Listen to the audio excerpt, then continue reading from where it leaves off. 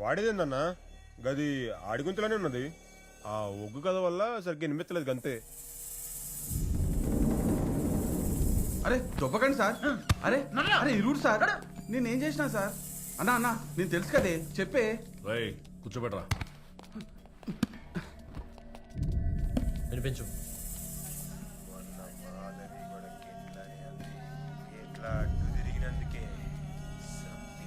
రై ఎట్లనే మాట్లాడు. ఆ వాయిస్ నాది కాదు సార్. కానీ మొన్న మాధవి కూడా గిట్లనే అంది. గట్టిగా. మొన్న మాధవి కూడా గిట్లనే అంది. బోల్డ్గా. మొన్న మాధవి కూడా గిట్లనే అంది. వాయిస్ రికగ్నైజ్ అయితలేదు sir. Not same, too much noise. Noise and noise. Technology ఎక్కడుంది, మనం ఎక్కడ ఉన్నాం? హెడ్ క్వార్టర్స్ నుంచి అప్డేటెడ్ సాఫ్ట్వేర్ తెచ్చాం సార్. వేవ్ కూడా మ్యాచ్ అవ్వట్లేదు. ఏంది సార్, సాక్షాత్తో పట్టుకోవాల్సిన వాడిని సాఫ్ట్వేర్తో పట్టుకుంటున్నారా? ఏంటి సార్ ఇది? I'm lawyer చేరాల Kumaraswamy. ఆ 2 మటలు జరిగిన రోజున సాంబడు అసలు ఊళ్ళోనే లేడు. పెళ్లి వీడియోలు దిగడానికి పెగడపల్లికి వెళ్ళాడు. ఇదిగోండి సార్ విట్నెస్.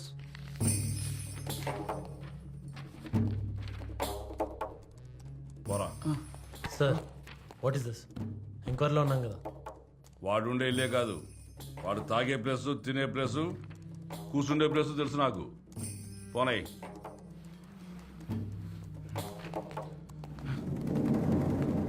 దయా సార్. వాడి మీద దయ చూపించొద్దు. Follow him. Yes sir. See, I want this murder investigation to be closed immediately. Okay sir, అన్ని కోణాల్లోనూ ఎంక్వైరీ చేస్తాం సార్. ఆ క్రిమినల్ గురించి ఏం తెలిసినా అప్డేట్ చేయండి. చిన్న క్లూ దొరికిన అప్డేట్ చేస్తాం sir. All right, go head. అలాగే సార్.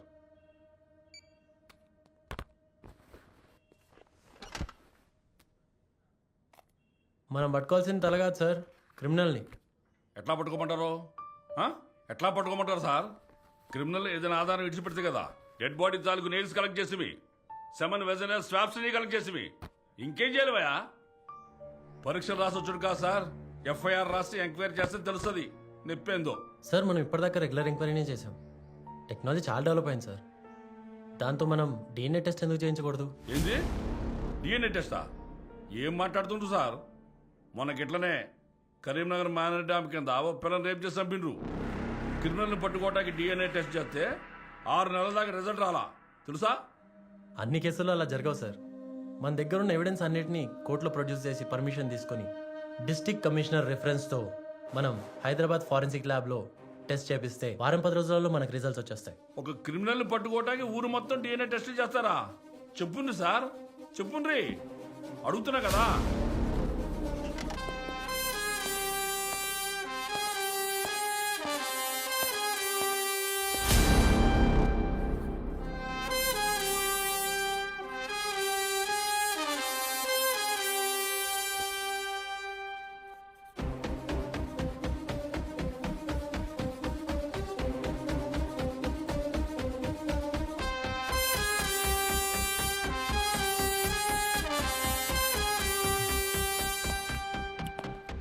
సార్ టోటల్గా ఓదెలాలో 6,322 మంది ఉన్నారు. అందులో ఆడాళ్ళు, ముసలాళ్ళు, పసిపిల్లలు అందరూ కలిపి 4,053 మంది. ఇక మిగిలింది 2,269 మంది. ఈ కేసు స్టార్ట్ అయినప్పటి నుండి మనకున్న ఒకే ఒక్క ఆధారం క్రిమినల్ స్లిప్పర్స్ సైజ్ 10. ఈ సైజ్ ఫుట్వేర్ వాడాలంటే his height must been between 5'10" to 6'1". And మనకు వచ్చిన swab and DNA test results ప్రకారం the criminal age is around 25 to 30. ఈ ఏజ్ వాళ్ళని తీసుకొచ్చి మన దగ్గర ఉన్న ఫుట్వేర్ సైజ్ మ్యాచ్ చేస్తే హార్డ్లీ 25 మంది ఉంటారు. ఈ 25 మందికి మనం టెస్ట్ చేపిస్తే క్రిమినల్ ఎవరో ఈజీగా పట్టుకోవచ్చు. సూపర్ సార్, అందుకే మీరు ఆల్ ఇండియా ఫస్ట్ వచ్చారు సార్. అలా కన్విన్స్ చేసి ఊర్లో 25 మంది నుంచి శాంపిల్స్ కలెక్ట్ చేసి ల్యాబ్కి పంపించాను. ల్యాబ్ రిపోర్ట్స్ రావడానికి 10 రోజులు పడుతుంది. ఈలోపు ఊళ్ళో ఇంకో తప్పు జరగకుండా చూడాలనుకున్నాను. కానీ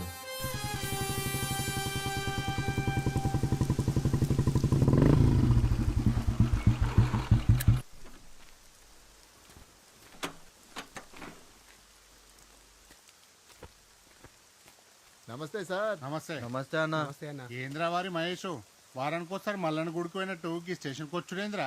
ఏ ఊర్లో ఏ దొంగతనం జరిగినా నన్ను ఎత్తుకొస్తుర్రా అన్న. ఈ స్టేషన్లో రోకల్ బండకి బాగా ముద్దొచ్చినట్టున్నావురా. వీడికి పరాశకాలు ఎక్కువైనా రా నెక్స్ట్ వీడి బుల్లెట్ పెడదాం స్పాట్. నమస్తే సర్పంచ్ సాబ్. నమస్తే ఎస్ఐ సాబ్. తిన్నట్టు సార్ అన్నకి అల్లం చాయ్ చెప్పు. అట్లనే సార్. ఏ చాయ్కి ఏమొద్దన్నా కాటించుకుంటూ ఇంటింటికి అదే చాయ్ తాగుడా. ఏ పేల్చుకొత్తాంది. కూసో సర్పంచ్ సాబ్. చెప్పండి సాబ్. వచ్చే 30వ తారీఖు నా బిడ్డ ప్రియమ్మది పెళ్లి. స్టేషన్ కి తాళం పెట్టొచ్చి తలకాయ కూర తినిపోవాలంతా. తప్పకుండా. ఈ టైంలో రిస్క్ ఎందుకండి? పెళ్లికి రిస్క్ ఏమున్నది, వానకాలం అయిపోయింది కదా. కానీ ఊళ్ళో వరుసగా పెళ్ళైనాడు. అర్థమైంది ఆపు. గా ఆడపిల్లల అలగ్, మా పిల్ల అలగ్. నేను 21 ఏళ్ళకే సర్పంచ్నైనా. ఇప్పుడు నాకు 45 ఏళ్ళు. ఈ ఊళ్ళో నా మీద నామినేషన్ వేసేటోడే లేడు. ఊళ్ళో నా ఇంటికెళ్ళి కన్నెత్తి చూసే దమ్మున్నోడే లేడు. గసుంటిది నా బిడ్డ మీదనా. I can completely understand your reputation sir. కానీ క్రిమినల్ ఇంకా దొరకలేదు. ఊళ్ళో వాళ్ళందరూ కొన్ని రోజులు వెడ్డింగ్స్ పోస్ట్పోన్ చేసుకుంటే మంచిదని మా ఒపీనియన్. ఎందుకు సార్ భయం భయంగా పెళ్ళిళ్ళు? చూడరా తమ్ముడు, భయం అనేది గీ తుపాకీ లాంటిది, ధైర్యం అనేది ఈ తూటా లాంటిది. గిది చేతిలో ఉన్నప్పుడు గిదేం పిక్తా చెప్పు. మీది ఆంధ్ర అని విన్నా, తెలంగాణలో బగారా బాగుంటుంది. బొక్కలేసుకొని బుక్కటి తినేళ్ళు. పోయొస్తాయి ఎస్ఐ సాబ్. మంచిది సాబ్.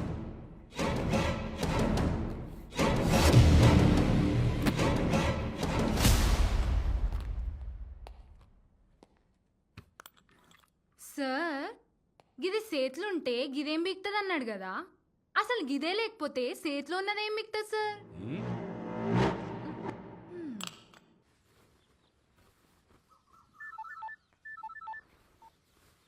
హలో సార్ పెళ్లి గురించి ఇంకొకసారి ఆలోచించండి. నాకు ఇంకొకసారి ఫోన్ చేసే ముందు మీరోసారి ఆలోచించండి. సార్ సార్ యాక్చువల్గా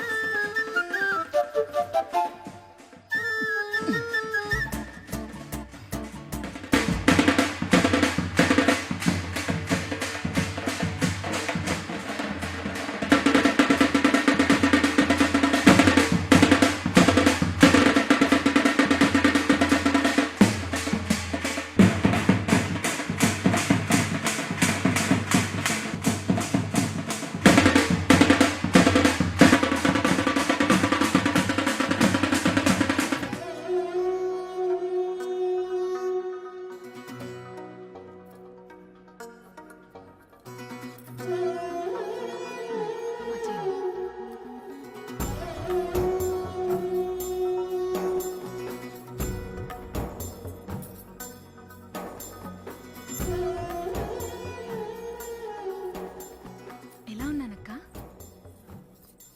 మస్తు మంచిగా ఉన్నాము. Thank you. గామెవరు? నా బెస్ట్ ఫ్రెండ్, సిటీ నుంచి వచ్చింది. మేడం ఒకసారి ఇటు చూడరి.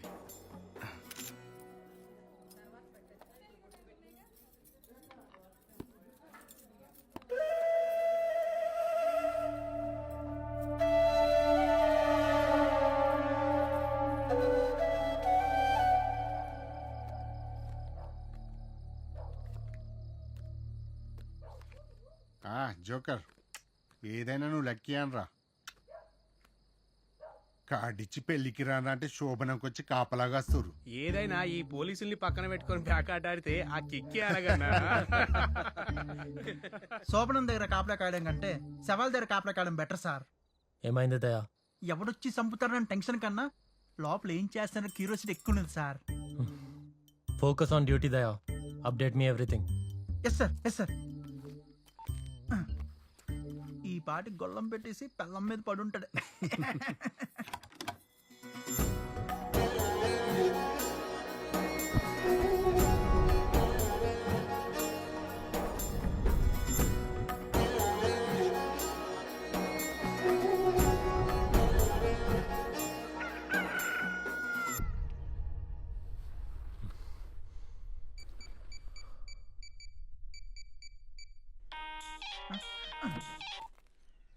సార్ అక్కడ ఫస్ట్ నైట్ పరిస్థితి ఏంటి?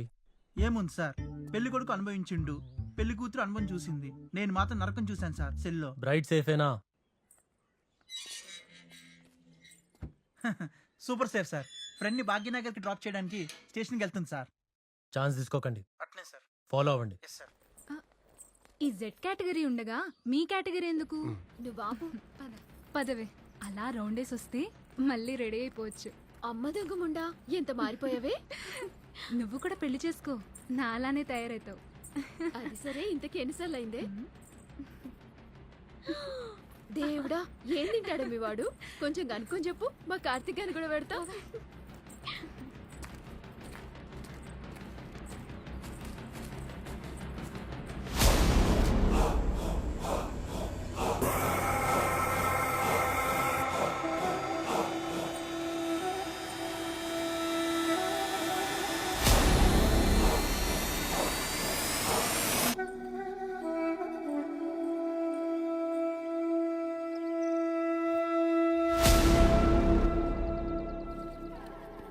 ఏంటి ఇది?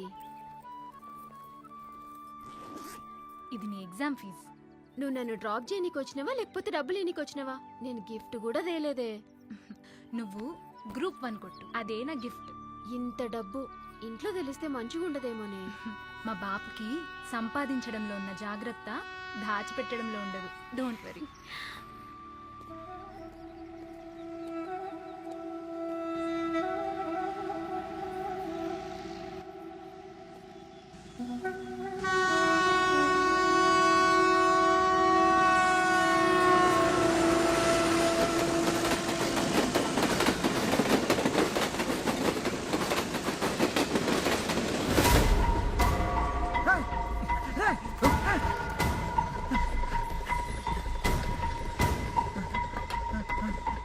రే బతికండి, అంబులెన్స్ ఫోన్ చేయి.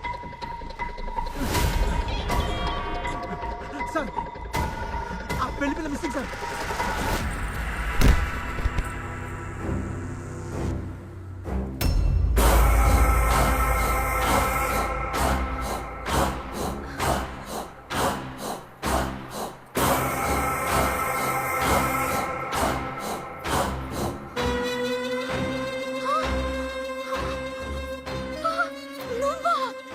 ఎవరిని చూసినా ఇదే మాట. నీ యవ్వన్ మా బాబు ఎవరో తెలుసు కదా. నీ బాబుకి నేనెవడో తెలవదు కదా. ఇది తెలిస్తే నిన్ను ముక్కలు ముక్కలుగా నరికేస్తాడు. నీ శోభనం ఎట్లా జరిగిందో చెప్పకపోతే నేనే నిన్ను ముక్కలు ముక్కలుగా నరికేస్తా.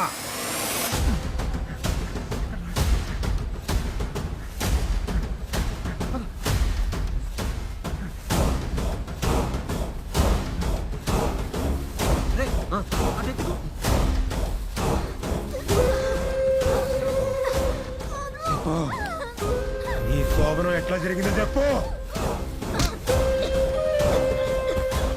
సిగ్గు వదిలేస్తావా, ప్రాణం వదిలేస్తావా చెప్పు.